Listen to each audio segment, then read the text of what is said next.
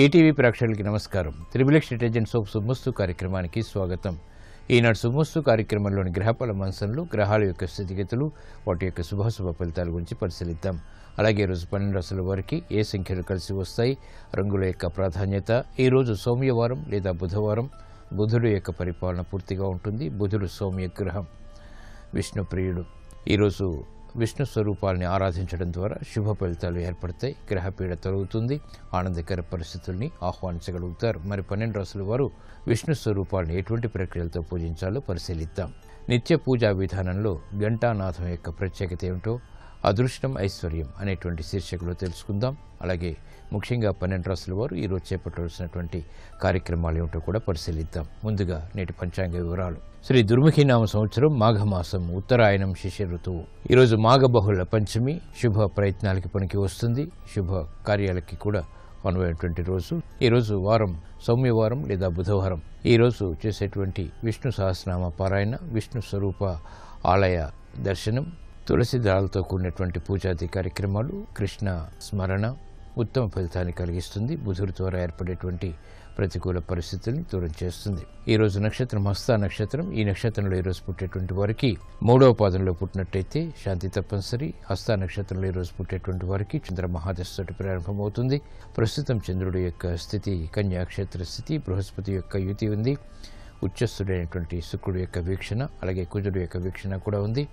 ఇది చంద్రమంగళ యోగాన్ని కలిగిస్తుంది, గజకేసరి యోగాన్ని కూడా కలిగిస్తుంది. అయినప్పటికీ చంద్రుడి యొక్క స్థితి బుధుడు యొక్క క్షేత్రంలో ఉంది కాబట్టి ఇది అతి ప్రతికూలతను కూడా కలిగించేటువంటి అవకాశాలు ఉంటాయి. ఈ దోష నివృత్తికి విష్ణు సహస్రనామ పారాయణ ఉపకరిస్తుంది. ఈరోజు సౌమ్యవారం లేదా బుధవారం. గణపతి యొక్క ఆరాధన విద్యా సంబంధిత, వ్యాపార సంబంధిత కార్యక్రమాల్లో ఏర్పడినటువంటి ప్రతికూలతని దూరం చేస్తుంది, విజయాన్ని కలిగిస్తుంది. ఇప్పుడు శుభమస్తు వీక్షిస్తున్నటువంటి ప్రేక్షకులందరికీ గణపతి యొక్క అనుగ్రహం కలగాలని ప్రార్థిద్దాం.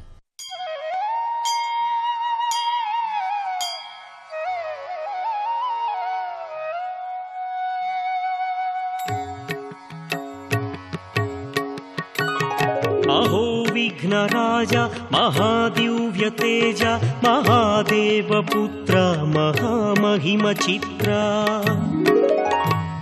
భవద్భవ్య విఘ్నేశ్వరం విఘ్నరాజ సదా పాహి మాం దేవ శ్రీ విఘ్ననాథ.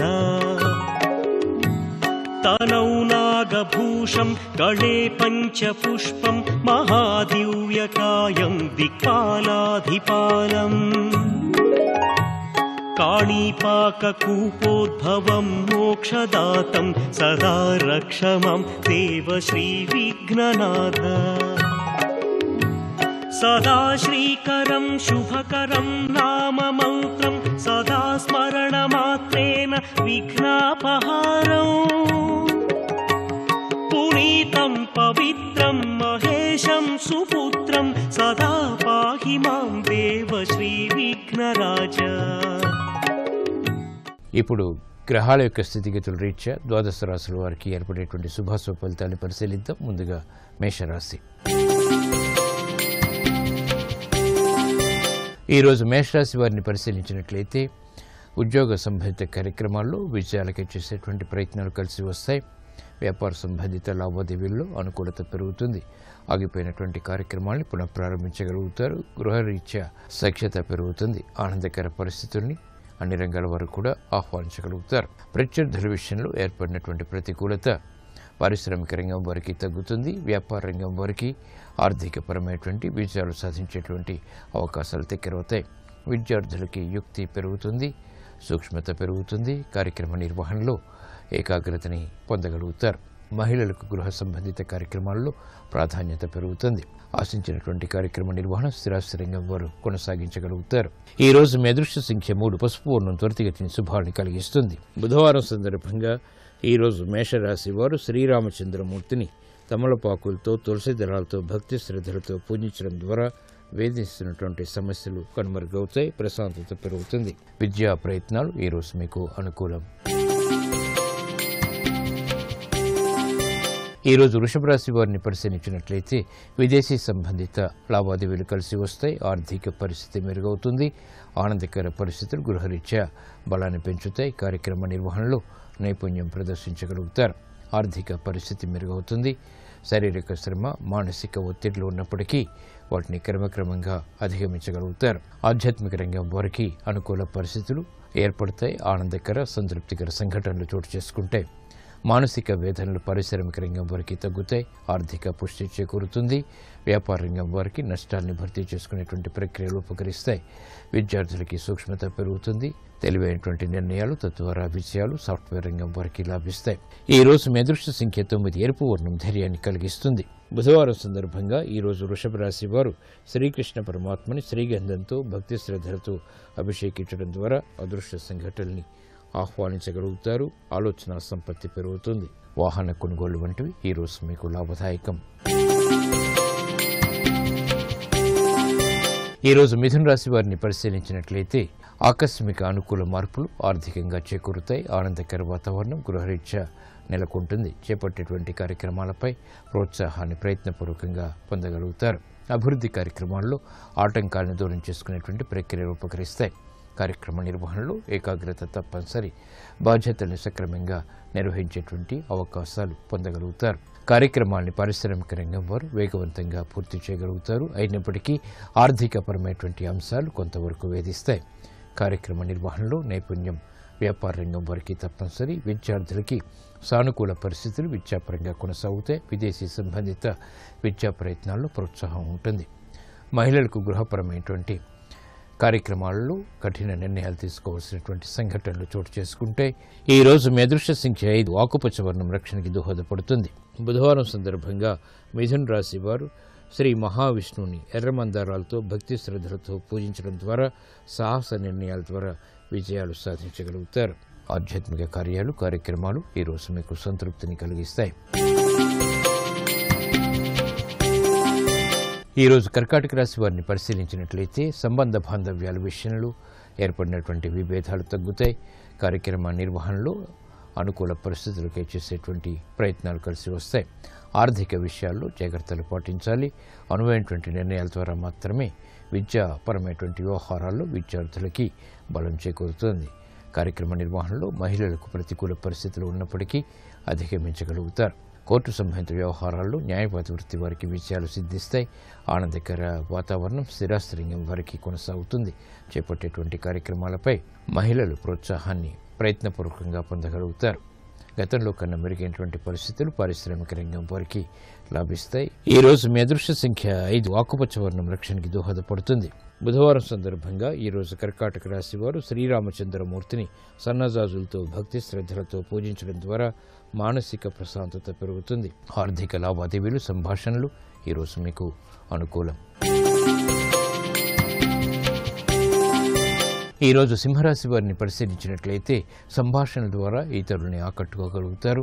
ఆర్థిక పరిస్థితి మెరుగవుతుంది. గృహ సంబంధిత కార్యక్రమాల్లో ప్రోత్సాహం లభిస్తుంది.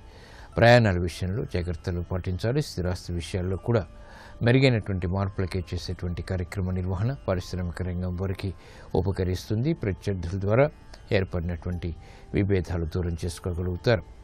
సమన్వయంతో కార్యక్రమ నిర్వహణ వ్యాపార రంగం వారికి లాభిస్తుంది. ఆర్థిక విషయాలు కూడా సాధించగలుగుతారు. మానసిక వేదనలు స్థిరాస్తి రంగం వారికి తగ్గుతాయి.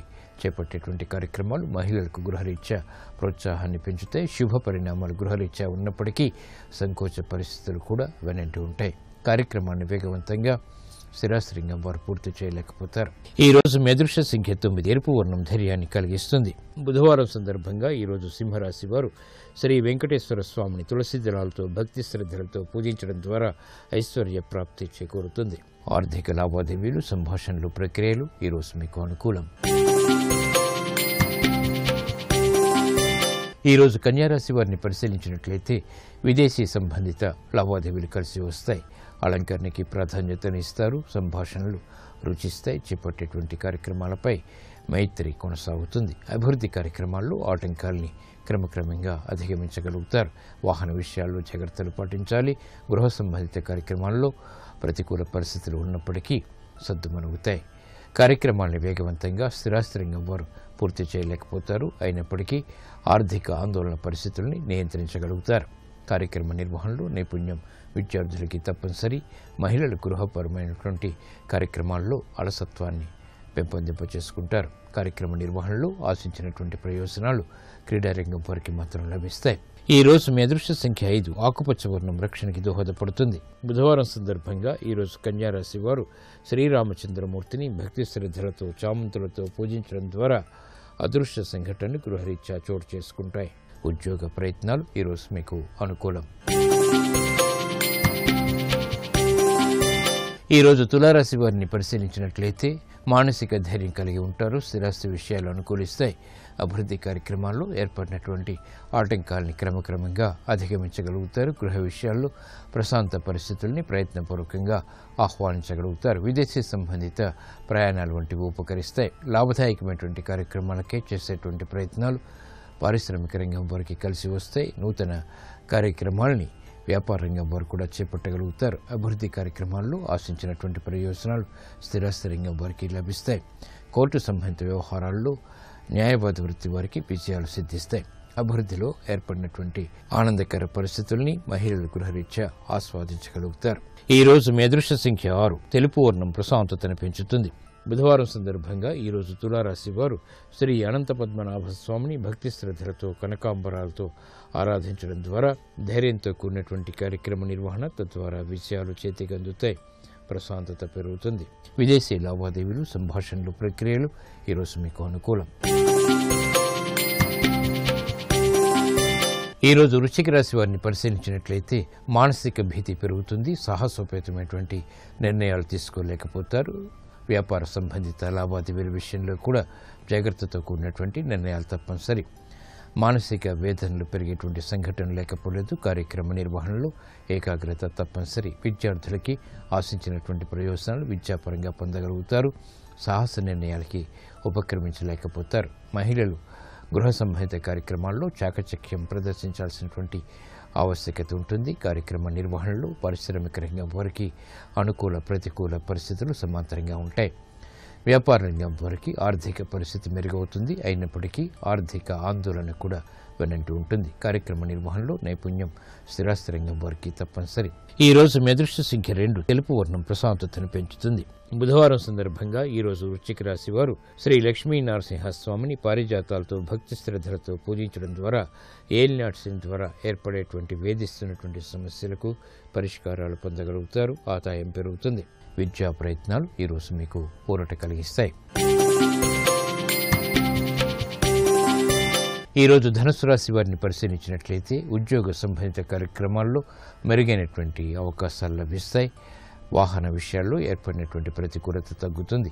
మాతృ సంబంధిత కార్యక్రమాల్లో విజయాలు సాధించగలుగుతారు. నూతన కార్యక్రమాలు ఉద్యోగపరంగా చేపట్టేటువంటి అవకాశాలు కూడా లభిస్తాయి.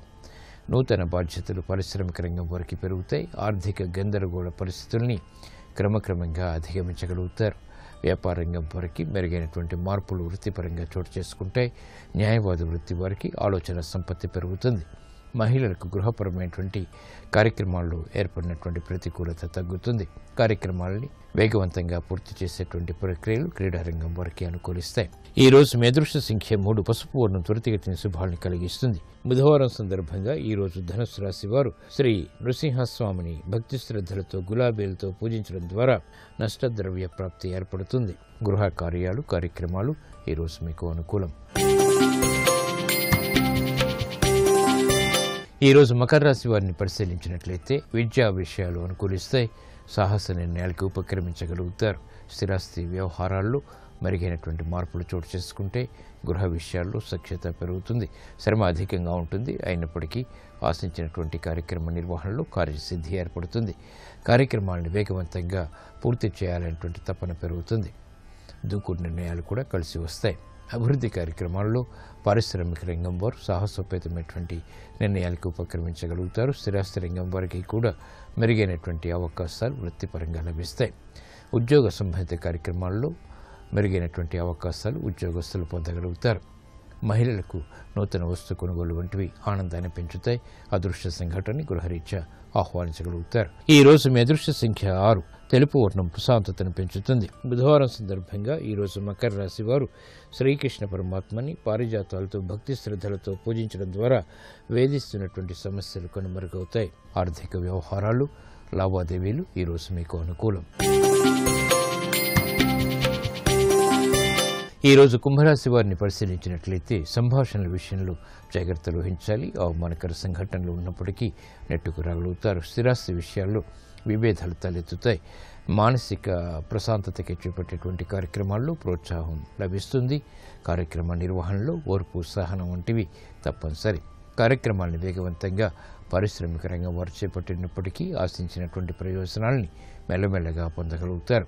వ్యాపార అభివృద్ధి వ్యాపార రంగం వరకు బలాన్ని పెంచుతుంది. అయినప్పటికీ ఆందోళనకర పరిస్థితులు కూడా వెన్నంటి ఉంటాయి. సాహస నిర్ణయాల ద్వారా విద్యార్థులకి పరీక్షలు ఎదురవుతాయి. మహిళలు ఆరోగ్య విషయంలో జాగ్రత్తలు పాటించాలి. ఉక్కిరి బిక్కిరి చేసేటువంటి ఆర్థిక ప్రతికూల పరిస్థితులు ఓర్పుతో మాత్రమే ఎదుర్కోగలుగుతారు. ఈ రోజు మీ అదృష్ట సంఖ్య 9. ఎరుపు వర్ణం ధైర్యాన్ని కలిగిస్తుంది. బుధవారం సందర్భంగా ఈరోజు కుంభరాశి వారు శ్రీ అనంత పద్మనాభ స్వామిని ఎర్రటి పుష్పాలతో పూజించడం ద్వారా మానసిక ధైర్యం పెరుగుతుంది. తద్వారా విజయాలు చేకూరుతాయి. వాహన నిర్ణయాలు ఈరోజు మీకు అనుకూలం. ఈరోజు మీనరాశి వారిని పరిశీలించినట్లయితే అలంకరణకి ప్రాధాన్యతనిస్తారు. వినోదాల్లో పాల్గొంటారు. సంబంధ బాంధవ్యాలు మెరుగవుతాయి. స్నేహితుల ద్వారా లబ్ధి చేకూరుతుంది. గృహ సంబంధిత కార్యక్రమాల్లో సఖ్యత పెరుగుతుంది. అనుకున్నవి సాధించాలనేటువంటి పట్టుదల విద్యార్థులకి పెరుగుతుంది. ఉద్యోగ సంబంధిత కార్యక్రమాల్లో ఉన్నతికే చేపట్టేటువంటి ప్రక్రియలు ఉపకరిస్తాయి. మానసిక ప్రశాంతత మహిళలకు పెరుగుతుంది. ఆరోగ్య రక్షణ ఏర్పడుతుంది. కార్యక్రమాన్ని వేగవంతంగా స్థిరాస్తి రంగం వారు పూర్తి చేయగలుగుతారు. అభివృద్ధి కార్యక్రమాలు పారిశ్రామిక రంగం వారికి రాణిస్తాయి. కళారంగం వారికి గౌరవ మర్యాదలు పెరుగుతాయి. అవకాశాలు దక్కుతాయి. ఆర్థిక పరిస్థితి మెరుగవుతుంది. ఈ రోజు మీ అదృష్ట సంఖ్య 1. పసుపు వర్ణం త్వరితగతిన శుభాలను కలిగిస్తుంది. బుధవారం సందర్భంగా ఈరోజు మీనరాశి వారు శ్రీకృష్ణ పరమాత్మని సన్నజాజులతో భక్తి శ్రద్ధలతో పూజించడం ద్వారా ఆనందకర పరిస్థితుల్ని ఆహ్వానించగలుగుతారు. గృహ కార్యాలు కార్యక్రమాలు ఈరోజు మీకు అనుకూలం.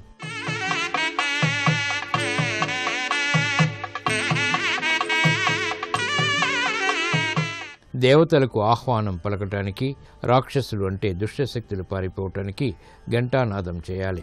అభిషేకం, ధూపం, నీరాజనం సమయంలో ఘంటానాదం ఉపకరిస్తుంది. పూజ ప్రారంభంలో కూడా ఘంటానాదం చేయవచ్చు. ఘంటానాదంతో ఓంకారం ధ్వనిస్తుంది. పరిసరాలు పవిత్రమవుతాయి. నైవేద్యం సమయంలో మాత్రం ఘంటానాదం చేయరాదు. ఈ నియమాలు ఘంటానాదంలో పాటించడం ద్వారా అదృష్టం, ఐశ్వర్యం కలిసి వస్తాయి.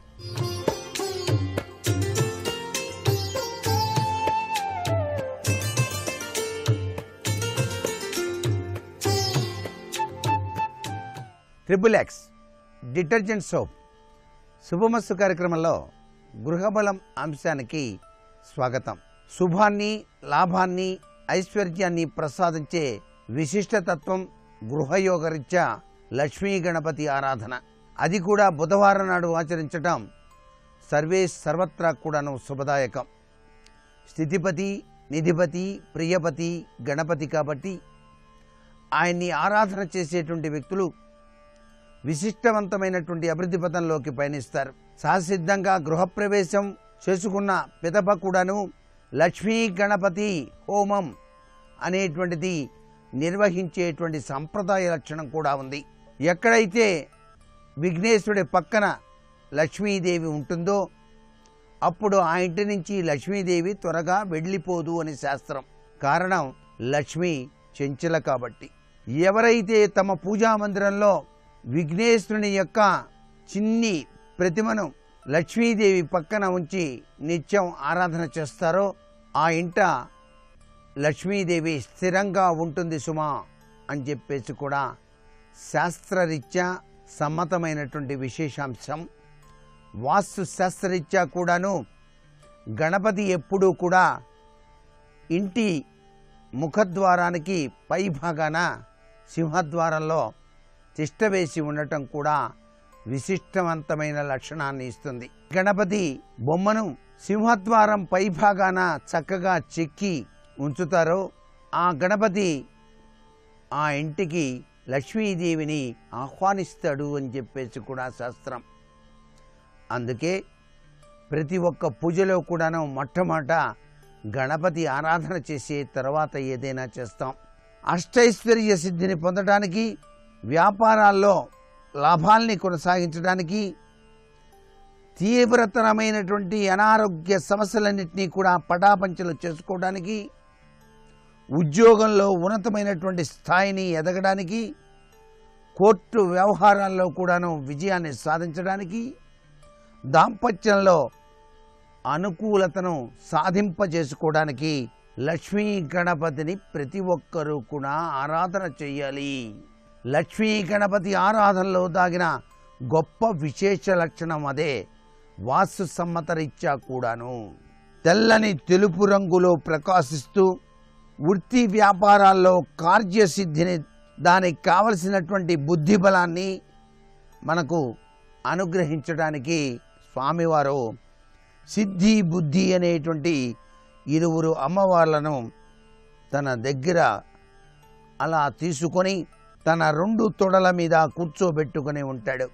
ఈయన 8 చేతులలో ఒక చెయ్యి వరదహస్తముగా ఉండి, మిగిలిన 7 చేతుల్లోనూ పాశం, అంకుశం, చిలక, కల్పవృక్షం కొమ్మ, అమృత కలశం, కత్తి, దానిమ్మ పండు కలిగి ఉంటాడు. ఎర్రని పుష్పాలతో స్వామివారిని మనం పూజ చేయాలి. 5 ఒత్తుల దీపాన్ని మీ గృహంలో పూజా మందిరంలో వెలిగించి గరిగతో పూజ చేసి స్వామిని కుడుములు ఉండ్రాళ్ళు గనక నైవేద్యంగా సమర్పించినట్లయితే, ముద్ద కర్పూరంతో హారతి వెలిగించి స్వామికి వచ్చినట్లయితే, గంధం కుంకుమతో అలంకరించినట్లయితే, గులాబీ పూల మాలను స్వామికి అలంకరించినట్లయితే అష్టైశ్వర్య సిద్ధిని ఆ యొక్క లక్ష్మీ గణపతి తన దివ్యవంతమైన అనుగ్రహాన్ని మీ గృహంలో ప్రవేశింపచేస్తాడు సుమా. లక్ష్మీ గణపతి పూజను వాస్తుశాస్త్రరీత్యా కూడాను నిర్వహించడం చాలా విశేషం. అందుకే మనం గృహం చక్కగా కట్టుకున్న పిదప సత్యనారాయణ వ్రతాన్ని ఆచరించిన తదుపరి లక్ష్మీ గణపతి హోమాన్ని కూడాను నిర్వహించుకున్నట్లయితే చాలా చక్కటి సత్ఫలితం ఆ గృహంలో వచ్చి తీరుతుంది సుమా అని చెప్పేసి చెప్పవచ్చు. చాలామంది వాస్తు హోమం అని చెప్పేసి అంటూ ఉంటారు. గృహ నిర్మాణానికి ముందు వాస్తు హోమం నిర్వహించి శంకుస్థాపనాది కార్యక్రమాలు చేయటం అనేది ఒక పద్ధతి.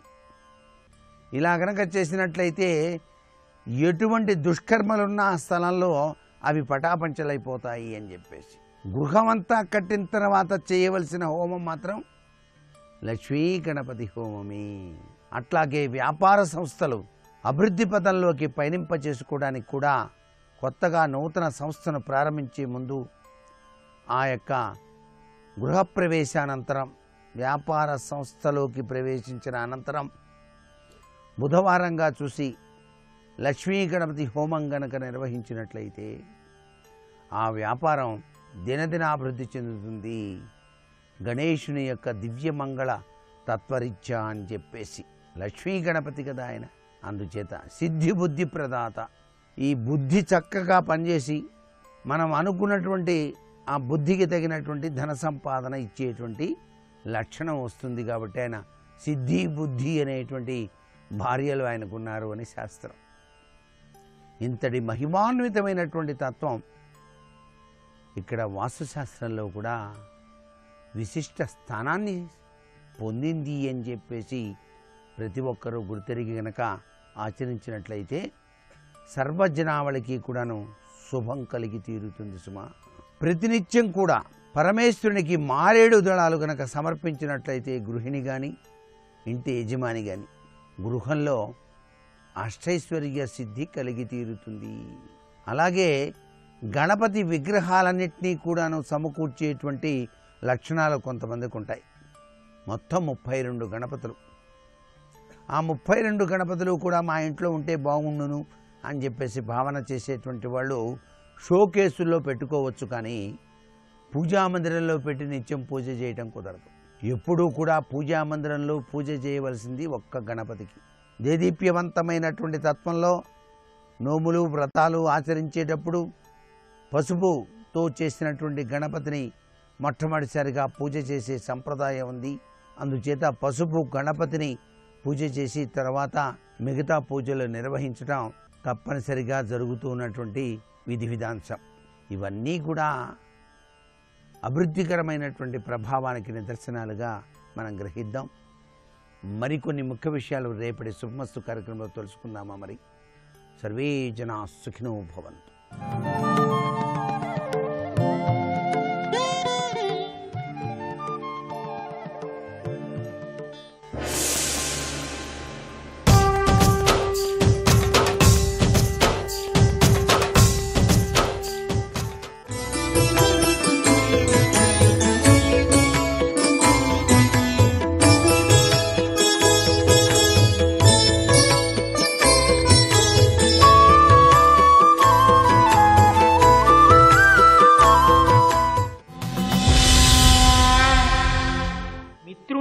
ఐహికములు ఆ ముత్రికములు అయిన భద్రములు తలకొలుపున్ మిత్రధనంబులోనను మిత్రుడు ఎక్కుడను మాట మిత్రుడు ప్రజ్ఞుల్. మిత్రధనంబులలోనను మిత్రుడా ధనమా అన్న రెండిటి మధ్యలో తారతమ్యాన్ని పరిశీలిస్తే ఎంత ధనం ఉండడం కన్నా ఒక మంచి మిత్రుడు ఉండడం గొప్ప. మంచి మిత్రుడుంటే జీవితంలో ఇక్కడ మనం ఊంచుకోవడానికి అవకాశం దొరుకుతుంది. అంతేకాదు ఆ మిత్రుడి వలన ఉత్తమగతులు కలుగుతాయి. ధనమా మిత్రుడా అంటే మిత్రుడే గొప్పవాడు లోకంలో. మంచి మిత్రుడిని దగ్గర పెట్టుకో ధర్మరాజా. దుర్మార్గుడైనటువంటి వాణ్ణి ప్రయత్నపూర్వకంగా వదిలిపెట్టి కృతజ్ఞుణ్ణి దగ్గర పెట్టుకోకు. లోకంలో అత్యంత ప్రమాదకరమైన లక్షణమేది అంటే కృతజ్ఞతా దోషమే. అది ఎట్టి పరిస్థితులలో మనిషికి ఉండరాదు అని చెప్పి దీని తర్వాత హంసగీతని చెప్పాడు. హంసగీత భీష్మాచార్యుల వారి నోటి వెంట వచ్చినటువంటి అమృత భాండములలో ఒకటి. ఒకప్పుడు చతుర్ముఖ బ్రహ్మగారు బంగారు హంస రూపాన్ని పొంది క్రీడిస్తున్నాడు. సాధ్యులు చూశారు. సాధ్యులు అంటే స్వామి హనుమ, నారాయణుడు, ధర్ముడు ఇటువంటి వాళ్ళు సిద్ధులు పొందినటువంటి వాళ్ళు ఎవరున్నారో వాళ్ళని సాధ్యవర్గం కింద పరిగణిస్తారు. ఆ సాధ్యులు చూసి గబగబా బ్రహ్మగారి దగ్గరికి వెళ్ళారు. వెళ్ళి అయ్యా నువ్వు ఇవాళ హంస రూపంలో తిరుగుతున్నావు, చాలా సంతోషం. దమము ఇంద్రియ నిగ్రహము గొప్పదంటారు, ఓర్పు గొప్పదంటారు, సత్యము గొప్పదంటారు, ఎందువలన గొప్పదంటారు మాకు తెలియ చెయ్యమని అడిగారయ్యా ధర్మరాజా. అప్పుడు ఆ హంస మాట్లాడడం మొదలుపెట్టింది. పరమ పవిత్రమైన విషయం కాబట్టి దానికి హంసగీత అని పేరు వచ్చింది. క్షమయును దమమును సత్యము అమేయ మహిమాస్పదంబులన విందుము ధర్మంబులందెల్లను అభివర్ణ్యములు అవి హృద్గ్రంథి భేదన ప్రౌఢంబుల్. ఓ ధర్మరాజా బాగా విను. క్షమయును ఓర్పు మనిషికి ఉండవలసిన చాలా గొప్ప గుణం. దమమును బాహ్యేంద్రియ నిగ్రహం, ఇంద్రియములను నిగ్రహించడం. సత్యము వాక్కు ఎప్పుడూ కూడా అబద్ధం చెప్పకుండా ఉండడం, సత్యాన్ని వ్రతంగా స్వీకరించడం. అమేయ మహిమాస్పదంబులన విందుము వాటి యొక్క గొప్పతనం ఇంత అంతా అని చెప్పడం ఎవరికీ సాధ్యం కాదు. ధర్మములందెల్లను అభివర్ణ్యములవి ధర్మాలన్నింటిలోకి చాలా చాలా గొప్పవి ఏవి అంటే ఈ మూడే. ఇంద్రియములను నిగ్రహించడం అంటే చెడు వైపుకి ఇంద్రియములు వెళ్ళిపోకుండా అరికట్టగలగడం, ఓర్పు పట్టగలగడం, సత్యాన్ని పలకడం ఇవి చాలా చాలా గొప్పవి. అవి హృద్గ్రంథి భేదన ప్రౌఢంబుల్ హృదయమునకు సంబంధించినటువంటి అజ్ఞాన గ్రంథి విడిపోయేటట్టుగా చెయ్యగలిగినవి. అంత గొప్ప గుణములు. ఆ మూడు గుణములను పాటించాలి మనిషి అని పరమర్మ భేదులును నయ విరహితములు ధర్మ కార్య విముఖంబులు నిష్ఠురములునగు మాటలు సత్పురుషుండాడవి సత్యములుగా కునికిన్. సత్పురుషులైనటువంటి వారి యొక్క నోటి వెంట మూడు గుణములు కలిగినటువంటి మాటలు ఎన్నడూ రావు. ఎందుకని అంటే ఆ మూడు గుణములతో కూడుకున్న వాక్కు అయ్యుంటే అది అసత్యమవుతుంది తప్ప సత్యము కాదు. సత్యమైతే ఆ మూడు అందులో ఉండవు, ఉండడానికి అవకాశం లేదు. పాలంటే పాలే, విషం అంటే విషమే, అంతే. ఏ మూడు గుణములు ఉంటే అది గొప్ప వాక్కు సత్యము అంటారో దాని యందు ఈ మూడు గుణముల స్పర్శ ఉండదు. ఏ మూడు గుణములు అంటే పరమర్మ భేదులను, ఏ మాటలు విన్న కారణం చేత ఎవరిని ఉద్దేశించి మీరు ఆ మాటలు మాట్లాడారో వారు ప్రాణమే పోయినంత బాధపడతారో, తాము చనిపోయాక తాను బాధపడడుగా ఇంకా. కానీ తన మరణము తనకి అనుభవంలోకి వచ్చిన తరువాత తానెంత బాధపడాలో అంత బాధపడవలసినటువంటి మాటలు మాట్లాడడం సత్యము ఒక్కనాటికి కాదు. సత్యం అలా మాట్లాడడానికి అవకాశం ఉండదు, అసలు సత్యం అలా మాట్లాడరు. కాబట్టి అటువంటి మాటలు నయ విరహితములు. అసలు ఆ మాటలలో నీతి అన్న స్పర్శ ఉండదు. ఇలా మాట్లాడచ్చా అన్న ఆలోచనే ఉండదు. అటువంటి నయ విరహితములు, నీతి లేని మాటలు, ధర్మ కార్య విముఖంబులు. ఆ మాటలు, ఆ చేష్టితములు లేదా అవి అనుకరించదగినవి, అవి పాటించదగినవి అయి ధర్మమును ఉద్దీపింపచేసేవి కాకుండా ఉంటాయి, ధర్మమును పాడు చేసేవిగా ఉంటాయి. అప్పుడు అవి సత్యము అని చెప్పడం అవకాశం ఉండదు. ఈ 3 గుణములు ఏ వాక్కు ఎందున్నాయో అది అసత్యమే అని నువ్వు కళ్ళు మూసుకు చెప్పచ్చు ధర్మరాజా. ఏ 3 గుణములు ఉంటే మీరు ఎవరిని ఉద్దేశించి మాట్లాడారో వారి ప్రాణము పోయినంత బాధ అవి కల్పిస్తే. 2, ఏ మాట మాట్లాడారో అటువంటి మాట నీతిని విడిచిపెట్టినదైతే. 3, ఏ మాట మాట్లాడారో అది ధర్మమునకు కట్టుబడినది కాకపోతే అది సత్యము ఒక్కనాటికి కాదు, అది అసత్యమే. కాబట్టి నువ్వు ఈ 3 గుణముల యొక్క స్పర్శ ఉన్నది సత్యము కాదని గుర్తుపట్టవచ్చు. అందుకే మహాత్ములైన వారి మాటలు, సాధు పురుషుల మాటలు అసలు అటువంటివి ఉండవు. ఎందుకుండవు అంటే వాళ్ళు అసత్యములు మాట్లాడరు కనుక ఈ 3 గుణములు వారి మాటలలోకి చేరవు. అలాగే జనములు తనను అవమానించిన నిందించినను మారుసేయక సైరించిన శాంతాత్ముడు వారలమును చేసిన ఎట్టి సుకృతముల నాచికొను. ఒకడు ఒక గొప్ప గుణాన్ని సంపాదించుకున్నాడు. దానికి ఈశ్వరుడు అనుగ్రహం ఏమిటి అంటే ఏమిటి ఆ గొప్ప గుణం? ఓర్పు. ఏమిటి ఆ ఓర్పు? ఎక్కడ పడతాడైనా? ఆ సజ్జనుడి యొక్క గొప్పతనం ఎక్కడుంది అంటే జనములు తనను అవమానించిన, నిష్కారణంగా అవమానించారు, నిందించినను, తనని నింద చేసిన, తనని విమర్శ చేసిన, తక్కువ చేసి మాట్లాడిన, అనకూడని మాటలన్నా మారుసేయక సైరించిన శాంతాత్ముడు. తాను అలా మాట్లాడకుండా, తాను అలా ప్రవర్తించకుండా ఎవరు ప్రశాంతతకి కట్టుబడి, ధర్మానికి కట్టుబడి నిలబడిపోయాడు వాడు శాంతాత్ముడండి అని ఈశ్వరుడు వదిలేయడమేనా? వాడికి భగవంతుడి వైపు నుంచి ఏమైనా ఉపకారం ఉంటుందా అంటే భీష్ముడు తీర్పు చెప్తున్నాడు. వారలమును చేసిన ఎట్టి సుకృతముల నాచికొను. ఎవరు సత్పురుషుణ్ణి అలా అన్నారో, అన్నా కూడా ఆయన అంత శాంతంగా ఉన్నాడో, ఆయనకి అవతల వాళ్ళు చేసిన పుణ్యములు ఏమైనా ఉంటే అవన్నీ ఈయన ఖాతాలోకి తీసుకొచ్చేస్తారు. ఓర్పు వలన పరమేశ్వరుడిచ్చే కానుక అంత గొప్పది. అవతల వారు చేసిన పుణ్యములన్నీ కూడా ఓర్పు పట్టిన శాంతునకు వెళ్ళిపోతాయి. ఎవడు మాట్లాడాడో వాడి పుణ్యములన్నీ నశించిపోతాయి. కాబట్టి ధర్మరాజా తొందరపడకు సుమా. నీవు చేసిన పుణ్యమును రక్షించుకోవడం నీ మాట మీద ఆధారపడి ఉంటుందని జ్ఞాపకం పెట్టుకో.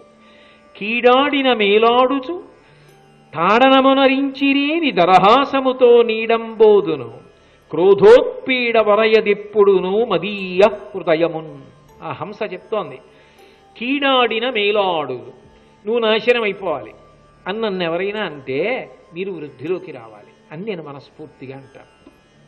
ఎందుకని? కీడాడిన మేలాడు, వాళ్ళు నాకు కీడు కలగాలంటే వాళ్ళకి మేలు కలగాలని నేను అంటాను. హంస చెప్తోంది, నేను అలా అంటాను. తాడనమనరించిరేని దరహాసముతో నీడంబోదును. ఒకవేళ నన్ను కొడితే ఓ నవ్వు నవ్వుతానంతే. క్రోధోత్పీడ వరయదెప్పుడును, అంతేకాని కడుపులోనో గుండెల్లోనో అది పెట్టుకొని విపరీతమైన కోపం పెంచేసుకొని బాధపడిపోయి క్రుద్ధుడనైపోయి నేను చెయ్యవలసిన పనులు నేను చేయడం మానేసి కూర్చో. మదీయ హృదయమునన్, నా మనసు ఎప్పుడు నాకు కీడు చేసిన వాడికి కూడా మేలు చెయ్యాలని కోరుకుని నేను మాత్రం భగవంతుణ్ణి నమ్మి బ్రతుకుతాను. అలా ఉండాలి ధర్మరాజా. హంస చెప్తున్న మాటలు అవి. హంస అలా ఉంటుందిట అంటే బ్రహ్మగారు అలా ఉండడం గొప్ప. అలా ఉన్నవాడికి పరమేశ్వరుడు పరిపూర్ణమైన అనుగ్రహాన్ని ఇస్తాడు. మనసును వాక్కును రక్షంబనుబడు నెవ్వనికి శృతి తపస్త్యాగములాతని చేతిలోనివగునని మునిజనముల చేత విందుము నిరంతరమున్. మనసును వాక్కును రక్షంబనుపడు నెవ్వనికి అంటే ఎవరి మనసు వాడి చేతిలో ఉంటుందో, ఉద్రేకం తొందరగా పొందడో, ప్రశాంత చిత్తంతో ఉంటాడో, ఎవరి వాక్కు వాడి అదుపులో ఉంటుందో, తొందరపడి ఇష్టం వచ్చినట్టుగా మాట మాట్లాడకుండా ఉంటాడో, అటువంటి వాడికి భగవంతుని యొక్క రక్షణ నిరంతరము ఉంటుంది. దాన్ని ఒక గొప్ప తపస్సుగా ఈశ్వరుడు స్వీకరిస్తాడు. స్వీకరించి అటువంటి వాణ్ణి సర్వేశ్వరుడు సర్వకాలముల యందు కాపాడుతూ ఉంటాడు. పలుకుబడిన తని పాపంబులు విడుచున్, పలికిన తని పొందును పాపంబులు, ఉరుపాపము తనపై నొలయింపగనేలా నింద ఉడిగినగాదే. నిష్కారణంగా, కారణం లేకుండా, క్రౌర్యంతో, ద్వేషంతో, కుట్రతో, పగతో ఇంకొకరిని నింద చేస్తే, అలా చేయడం వల్ల ఏమవుతుందంటే, ఎవరిని నిష్కారణంగా నింద చేస్తామో అటువంటి వారు పూర్వం చేసిన పాపములు ఏ ఉంటాయో ఆ పాపములను నింద చేసిన వారికి ఇస్తారు. ఎవరు నింద చేశారో వారి పుణ్యములను మాట పడ్డవాడికి ఇస్తారు. ఆయన ఓర్చి ఊరుకుంటే, ఆయన తిరగబడకూడదు. ఇది ఈశ్వర కృత్యం, పైకి కనపడేది కాదు. ఈశ్వరానుగ్రహం అలా ఉంటుంది. అంటే ఈ గుణమును సంతరించుకున్నాడు, ఇంత సాధన చేశాడు, ధర్మాన్ని నమ్మాడు, నన్ను నమ్మాడు, తెగబడి ప్రవర్తించలేదు. నా అనుగ్రహం ఏమిటి అంటే, అవతలవాడు చేసిన పుణ్యాన్ని తీసి యువతలవాడికి వేస్తాడు, యువతలవాడి పాపాన్ని తీసి అవతలవాడికి వేస్తాడు. కాబట్టి ఎవరు చెప్పారయ్యా నోటి మాట ద్వారా అవతలవాడి పాపాలు నీకు తెచ్చుకొని నీ పుణ్యాలు అవతలవాడికి ఇమ్మని? తిట్టానని నువ్వు అనుకుంటున్నావు, ఆయన తెగబడలేదు, ఆయన తిరగబడలేదు అనుకుంటున్నావు. తిరగబడక నీ పుణ్యాలు ఎత్తుకుపోయాడు, తిరగబడక ఆయన పాపాలు నీకు ఇచ్చాడు. ధర్మరాజా, నింద ఉడిగిన కాదే. అసలు మనం ఇంకొకళ్ళ జోలికి ఎందుకు వెళ్ళాలి? ఎందుకు నింద చెయ్యాలి? ఆ నింద చేసి ఎందుకు వచ్చింది? మన పుణ్యాలు వాడికి ఇవ్వడం ఏమిటి? వాడి పాపాలు మనం పుచ్చుకోవడం ఏమిటి? ఆఖరణ తీరా ఇంత చేశామనుకున్న తర్వాత, శరీరం ఉడికిపోయిన తర్వాత, పడిపోయాక, అయ్యా నేను అది చేశానండి, గోదానం చేశానండి, గోసేవ చేశానండి, ఫలానా ఆయన్ని తిట్టావుగా, అక్కడ పోయింది నీ పుణ్యం అంతా. అయ్యా నేను ఈ పాపాలు ఎప్పుడు చేయలేదండి, ఆయన్ని తిట్టావుగా, ఆయన పాపాలు నీకు వచ్చాయి, ఏమైపోతావు? ఎందుకయ్యా ఈ కోరి కోరి తెచ్చుకోవడం ఏంటి? ఎందుకు వచ్చింది ఇదంతా? నింద చేసి తెచ్చుకోవచ్చా ఇలా? కాబట్టి ధర్మరాజా చాలా జాగ్రత్త సుమా. నింద చేయడం తేలిక, చాలా తేలిక. నోటి మాటే కదా పెట్టుబడి ఏమిటి అనుకుంటాం, కానీ లోపల పోతుంటాయి. నిశ్శబ్దంగా లోపల కూర్చున్నవాడు చేసేస్తుంటాడు ఈ వ్యవహారాన్ని. కాబట్టి చాలా జాగ్రత్త సుమా. కుపితుడగువాని వ్రతమును, జపమును, దేవార్చనంబు, శ్రాద్ధక్రియయున్, తపమును, దానము, ఐజనము, అపగతములుగాగజేయు అంతకుడలు కన్. విపరీతమైనటువంటి కోపస్వభావం ఎవరికి ఉంటుందో అటువంటి వాడు చేసినటువంటి వ్రతాలు, అటువంటి వాడు చేసిన జపం, అటువంటి వాడు చేసిన పూజ, అటువంటి వాడు పెట్టిన శ్రాద్ధములు, అటువంటి వాడు చేసిన తపస్సు, అటువంటి వాడు చేసిన దానం, అటువంటి వాడు చేసినటువంటి ఏదో భోజనాదులు పెట్టినటువంటి ప్రక్రియ లేదా యజ్ఞయాగాదులు చేసినటువంటి ఫలితం యమధర్మరాజు గారు తీసేస్తాడు. ఎందుకు తీసేయడం? పాపం అంత కష్టపడి చేసుకున్నాడు కదా. అంటే మీరు ఒకటి గుర్తుపెట్టుకోండి, ఎందుకు తీసేస్తాడో తెలుసా? ఈశ్వరుడు మహాకోపధారి. ఇవి చేశాడు, గొప్ప పుణ్యం వెళ్ళింది. ఇప్పుడు ఈ పుణ్యాన్ని అడ్డు పెట్టుకుని, అపారమైన కోపం కదా, చిన్న తప్పుకి పెద్ద పెద్ద మాటలతో శాపాలు ఇచ్చేసి అవతల వాళ్ళని పాడు చేస్తాడు ఈ పుణ్యబలంతో. కాబట్టి ఆ పుణ్య బలం ఉంటే దాని వలన వచ్చేటటువంటి భోగముల ద్వారా సమాజాన్ని పాడు చేస్తాడు తన కోపంతో. అందుకని వాడి దగ్గర ఉండడానికి వీల్లేదు కోపం ఉన్నాక. కోపం అన్నది అత్యంత ప్రమాదం. అందుకని వాడి దగ్గర ఆ ఫలితం లేకుండా చేసేస్తాడు యముడు. అందుకని ఇవన్నీ ఏవి చేస్తున్నాడో, వ్రతములు చేయనివ్వండి, జపం చేయనివ్వండి, దేవతార్చన చేయనివ్వండి, శ్రాద్ధక్రియ చేయనివ్వండి, పూజ చేయనివ్వండి, తపస్సు చేయనివ్వండి, దానం చేయనివ్వండి, యజ్ఞం చేయనివ్వండి, దాని వలన వచ్చేటటువంటి పుణ్యాన్ని వెంటనే అధర్మరాజు గారు తీసేస్తుంటాడు. కోపము వలన సమాజము పాడైపోతుంది కనుక, కోపమున్న వాడి దగ్గర ఇవన్నీ ఉండడం ప్రమాదం కనుక ఈశ్వరుడు దాన్ని ఉండనివ్వడు. అది తెలుసుకున్న నాడు చెయ్యడం ఎంత ముఖ్యమో, వాటిని రక్షించుకోవడం అంత ముఖ్యం. ఇల్లు కట్టుకోవడం ఎంత ముఖ్యమో, ఇంటిని రక్షించుకోవడం అంత ముఖ్యమా? చేసుకున్న పుణ్యం ఎంత ముఖ్యమో, పుణ్యం పోగొట్టుకోకుండా చూసుకోవడం అంత ముఖ్యమా? అయినప్పుడు ఇతరుల్ని నింద చేయమని ఎవడు చెప్పాడు, కోపం పెట్టుకోమని ఎవడు చెప్పాడు? ఈ రెండు జాగ్రత్తగా పరిశీలించుకోకపోతే ఉంటాయా? పెనం మీద నీటి బొట్టు ఆవిరైపోతాయి. ధర్మరాజా జాగ్రత్త. ఇవి చాలా జాగ్రత్తగా జ్ఞాపకం పెట్టుకోవచ్చుమా. ఇక మాట గురించి నీకు ఒక మాట చెప్తా. పలుకకయుండుట కంటె తగ పల్కుట మేలు వినుండు, సత్యము పలుకుట ధర్మ మార్గమున పలుకుట సర్వజన ప్రియంబుగా పలుకుట యోలి నిక్కుడగు భంగులు వీని నిరింగి యుండుమై పలుకక నాలుగు చందముల పల్కక మెత్తురువాని దేవతల్. మాట మాట్లాడేటప్పుడు ఎప్పుడూ కూడా ధర్మరాజా 4 విషయాలు జ్ఞాపకం పెట్టుకో. మాట్లాడకుండా ఉండడం మంచి పద్ధతి కాదు. ఎప్పుడూ మాట్లాడకుండా కూర్చోకూడదు, మౌనంగా మాట్లాడాలి. మొట్టమొదటి విషయం, భగవంతుడిచ్చిన గొప్ప ఉపకరణం అది. అయినప్పుడు మాట్లాడాలి. లేనప్పుడు నీ అనుభవం ఎందుకు పనికొస్తుంది? అసలు ఏమీ మాట్లాడకుండా ఎప్పుడు ముంగిలే కూర్చుంటానంటే కుదరదు. కాబట్టి మాట్లాడు. మౌనంగా ఉండడం కన్నా మాట్లాడడం మంచిది. కానీ సత్యము పలుకుట, మాట్లాడమన్నాం కదా అని అసత్యాలు మాట్లాడకు, సత్యం మాట్లాడు. అలాగే ధర్మ మార్గమున పలుకుట, ధార్మికంగా మాట్లాడు. సర్వజన ప్రియంబుగా పలుకుట, అందరూ సంతోషించేటట్టుగా మాట్లాడు. ఇతరుల యొక్క అజ్ఞానం పోయేటట్టు వాళ్ళకేదో మేలు జరగడం కోసం మాట్లాడు. ఈ 4 నీ వాక్కునకు ఉంటే దేవతలందరూ కూడా సంతోషిస్తారు. వాక్కునకు ఈ దోషములు లేకుండా చూసుకో అని. ఎవ్వడు రమించునొక్కడ ఎవ్వడు పెక్కెండ్ర ప్రీతి నెసగక చేయున్ ఇవ్వటిలు నెవ్వనికి బలమెవ్వడు కలహంబు వెంటకెంతయు తొలగున్. ఎవడు ఇతర వస్తువుల యొక్క ప్రమేయం లేకుండా ఒక్కడే పరమ సంతోషాన్ని పొందగలడు? ఏ ఒక్కడు ఉన్న కారణం చేత లోకంలో అందరూ కూడా ప్రశాంతత పొందగలరు? ఎవడికి ఎప్పుడూ అవతల వాళ్లతో దెబ్బలాట ఉండదు? అలాంటి వాడు ఎవరైనా ఉంటాడా? తాత అని అడిగాడు ధర్మరాజు గారు. వెంటనే భీష్ముడు అన్నాడు, ఉంటాడు. ప్రాజ్ఞుడు రమించునొక్కడ ప్రాజ్ఞుడు పెక్కెండ్ర ప్రీతి పరగగ చేయున్ ప్రాజ్ఞుడు బలవంతుండవు ప్రాజ్ఞుడు కలహమున తొట్టు పడక తొలంగున్. ప్రాజ్ఞుడు అంటే ఆత్మవిచారం చేసి ఆత్మని తెలుసుకునే ప్రయత్నంలో ఉన్నవాడు ఎవరి జోలికి వెళ్ళడు. తనలో తాను రమిస్తూ ఉంటాడు. ఎప్పుడు మంచి విషయాలు, భగవత్ సంబంధం తలుచుకు తలుచుకు తలుచుకు తలుచుకు తనలో తానే మురిసిపోతుంటాడు, ఆనందపడిపోతుంటాడు. ఆయనకి ఇతర విషయాలతో సంబంధం ఉండదు. ప్రాజ్ఞుడు పెక్కెండ్ర ప్రీతి పరగగ చేయున్, అటువంటి వాడు ఎక్కడుంటాడో అక్కడ అందరికీ సంతోషమే. అంతేకాదు ప్రాజ్ఞుడు బలవంతుండవు, ఎప్పుడూ భగవంతుడి గురించి ఆలోచిస్తూ ఉంటాడు. కాబట్టి ఆయనకి రక్ష భగవంతుడే, కాబట్టి ఆయన కన్నా బలవంతుడు ఉంటాడు. కాబట్టి ప్రాజ్ఞుడు కలహమున తొట్టు పడకక తొలగును. ఆయన ఆ ప్రాజ్ఞుడైన వాడున్నాడే, ఆయన కలహము జోలికి వెళ్ళడు. ఎందుకంటే ఆయన అసలు ఎవరితోనూ దెబ్బలాట పెట్టుకునే ప్రయత్నం చేయడు. వాడు వినడు అనుకున్నాడు అనుకోడు, ఊరుకుంటాడు. ప్రాజ్ఞుడు కలహమున తొట్టు పడక తొలంగున్, అసలు దెబ్బలాట అన్నమాటే, కలహం అన్నమాట ప్రాజ్ఞుడికి ఉండదు అని ఈ హంసగీతనంతా చెప్పి భీష్ముడు ఒక మాట చెప్పాడు. సాదర వృత్తి సాధ్యుల ప్రహర్ష సమేతుల చేయబూని సంవాదము చేసే దేవముని వంజుడజుండు ఇది చేయు ఆయురుత్పాదన ఇచ్చు సంతత శుభంబులు కీర్తియునర్చు పుత్ర పౌత్రోదయమావహించు భరతోత్తమ తన్ వినినన్ పఠించినన్. ఈ హంసగీతని ఎవరైనా విన్నా, ఎవరైనా ఇది చదువుకున్నా, అటువంటి వాళ్ళందరికీ కూడా కొన్ని ఫలితములు కలుగుతాయి. దీనికి ఫలశ్రుతి చెప్పారు ఈ హంసగీతకి. ఇది చదువుకుంటే ఇవి జరుగుతాయి అని చెప్పారు.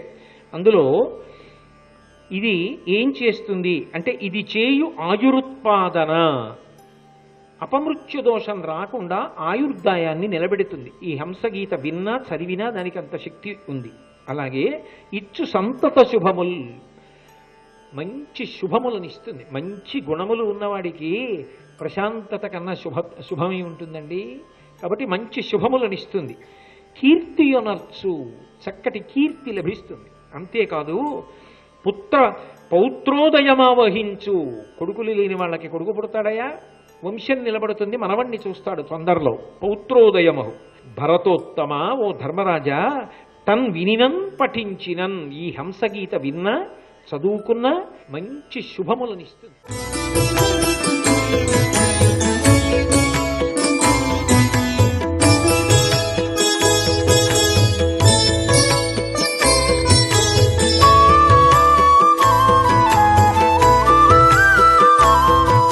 సర్వం శ్రీ ఉమామహేశ్వర పరబ్రహ్మార్పణమస్తు.